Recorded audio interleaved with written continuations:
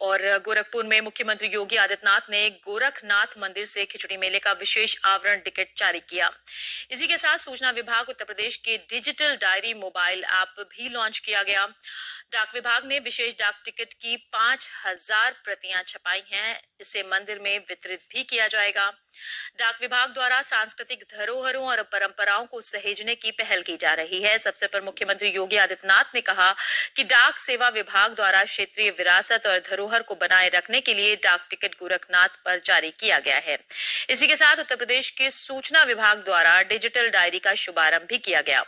देश का सबसे बड़ा प्रदेश उत्तर प्रदेश सूचना डायरी डिजिटल रूप में बनाया गया है, जो अब सबके पहुंच में होगा और स्मार्टफोन से सभी लोग उसकी जानकारी प्राप्त कर सकेंगे। इस प्रचलन का हिस्सा बनाया है।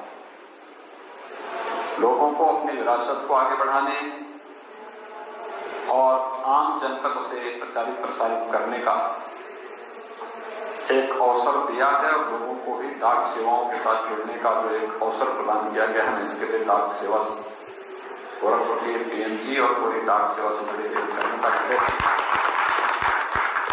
धन्यवाद देता हूं। साथ ही साथ उत्तर प्रदेश सरकार की सूचना विभाग की डिजिटल डायरी आज यहां पर लॉन्च हुई है। हम सब जानते हैं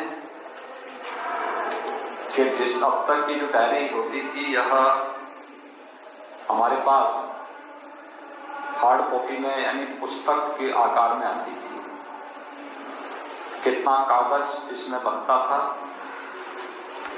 और कागज लगने के साथ ही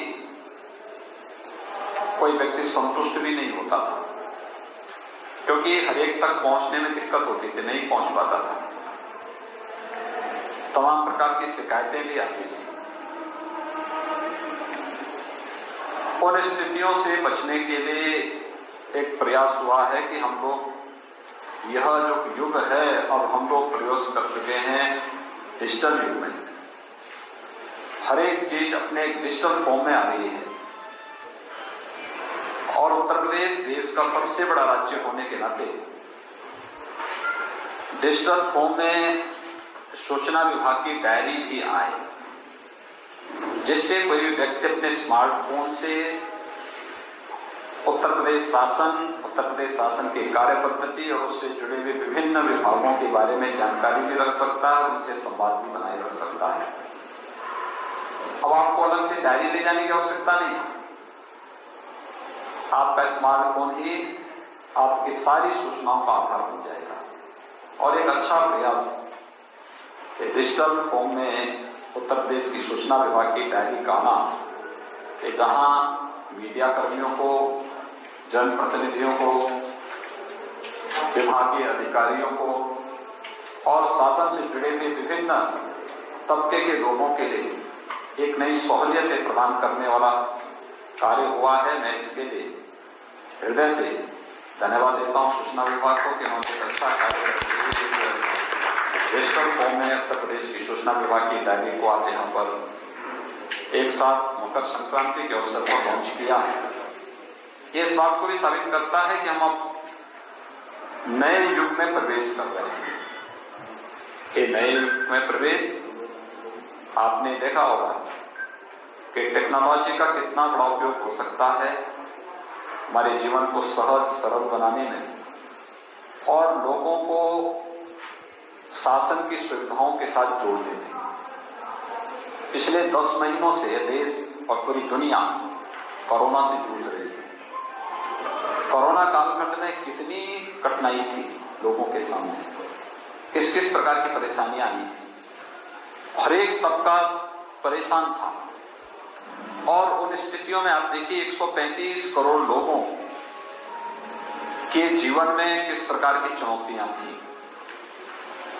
उन चुनौतियों से देश को बाहर में लॉकडाउन के दौरान और उसके उपरांत आने वाली तमाम प्रकार की विषमताओं से देश को कैसे मुक्त किया जा सकता है, इसके लिए आपने देखा होगा कि प्रधानमंत्री मोदी जी ने जो टेक्नोलॉजी पे पहले दिन से ध्यान दिया था, उसका परिणाम रहा कि धीरे धीरे करके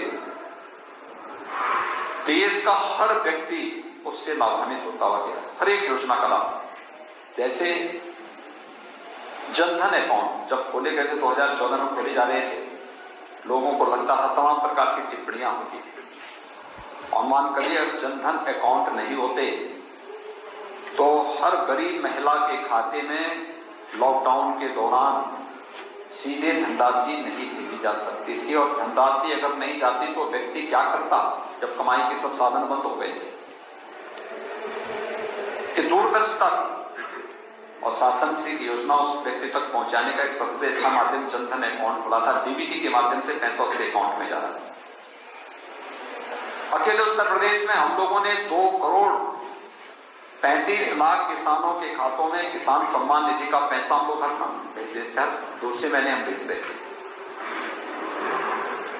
एडवांस में वृद्धावस्था पेंशन, निराश्रित महिला पेंशन, दिव्यांगजन पेंशन की राशि उनके अकाउंट में, लाभार्थियों के अकाउंट में हम लोग दे रहे थे, क्योंकि सबके अकाउंट हमारे पास थे। या स्कॉलरशिप है, ये पैसा भी हम समय पे उनके अकाउंट में भेज रहे थे, क्योंकि हमारे पास तकनीक भी थी, हमारे पास उन सबके अकाउंट भी थे, और साथ साथ शासन की योजनाओं को उनके साथ जोड़े। 54 लाख प्रवासी कामगार और मजदूर जिन्हें हमने एक निश्चित मानदेय इस दौरान दिया।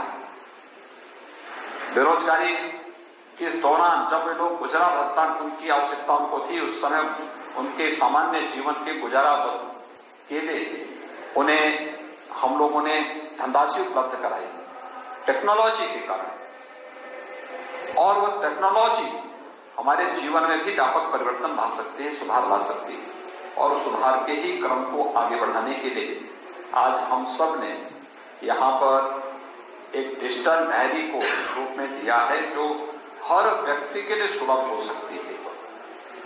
अभी आवश्यक नहीं कि ये केवल शासन से जुड़े हुए मंत्रियों के पास या अधिकारियों के पास